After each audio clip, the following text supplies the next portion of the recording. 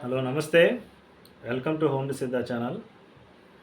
ఈరోజు మనం చెప్పే టాపిక్ ఏంటంటే, మనం తీసుకునే ఫుడ్‌లో ఒక ఒకటి కింగ్‌లాగా పనిచేస్తది. ఇంకోటి పాయిజన్‌లాగా పనిచేస్తది. అంటే ఏంటది?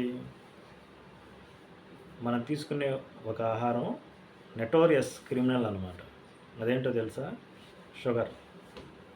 దీన్ని ఎప్పుడు ఎవరు కూడా తీసుకోకూడదు.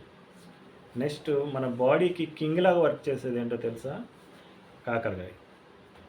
కాబట్టి మనం చక్కగా వైట్ అండ్ వైట్ వేసుకొని లావిష్గా ఉండి లగ్జరీస్గా ఉండి కుర్చీలో డైనింగ్ టేబుల్ మీద కూర్చొని స్వీట్ తినటం కంటే కింద కూర్చొని కాకరకాయ తినటం చాలా మంచిది. అంటే దీని సారాంశం ఏంటి? మన బాడీకి ఎప్పుడు కూడా తీపి అనేది చాలా లెస్గా తగలాల. ప్రజెంట్ ఉన్న జనరేషన్లో స్వీట్ అనే దాని జోలు పోకూడదు. తీపి అనేది జోలు పోకూడదు. మ్యాక్సిమం 100%లో మన డైలీ హ్యాబిట్స్లో 70% బెటర్ ఉండాలి. ఎవ్రీ వీక్కి 4 days మస్ట్ అండ్ షుడ్గా బెటర్ నేచర్ ఉన్నటువంటి కాకరకాయ తీసుకోండి. ఖచ్చితంగా మీ బాడీలో ఏమన్నా ఇన్ఫెక్షన్స్ ఉన్నా, అలాగే వైరల్ ఇన్ఫెక్షన్స్ ఉన్నా, బ్యాక్టీరియల్ ఇన్ఫెక్షన్స్ ఉన్నా, ఫంగల్ ఇన్ఫెక్షన్స్ ఉన్నా, డైజెస్టివ్ ట్రాక్ క్లీన్ జరగాలన్నా, ఇంటర్నల్గా వామ్స్ ఏమైనా క్లియర్ అవ్వాలన్నా ఖచ్చితంగా మీరు కాకరకాయ తీసుకోండి. కాకరకాయ మీద మీరు క్లియర్గా అబ్జర్వ్ చేస్తే అక్కడక్కడ స్కార్స్ లాగా ఉంటాయి. ఆ స్కార్స్ని ఎప్పుడు కూడా కాకరకాయ తీసేయమాకండి. ఆ స్కార్స్తో పాటు మీరు వండుకొని తినండి. మీకు అద్భుతంగా యాంటీబయాటిక్లా పనిచేస్తుంది. ఎంత ఎక్స్ట్రాడినరీ వెజిటేబుల్ అంటే అది.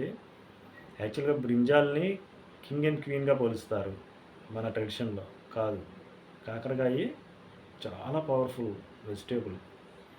దాన్ని అందరూ యూజ్ చేయండి. షుగర్ని అవాయిడ్ చేయండి. ఓకేనా? ఎందుకు చెప్తున్నానంటే ఇది మనకున్నటువంటి బాడీలో ఈజీగా నాశనం అయిపోయేది తీపి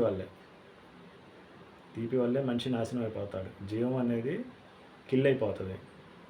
అదే చేదు అనేది మనిషిని యొక్క ప్రాణశక్తిని పెంచిద్ది.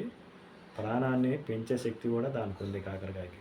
కాకరకాయ is one of the antidote for poisons also. కాబట్టి మీరందరూ ఖచ్చితంగా కాకరకాయ తినండి.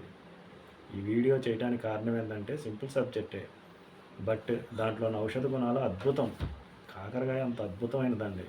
ప్రతి ఒక్కరు తినండి. Okay, thank you.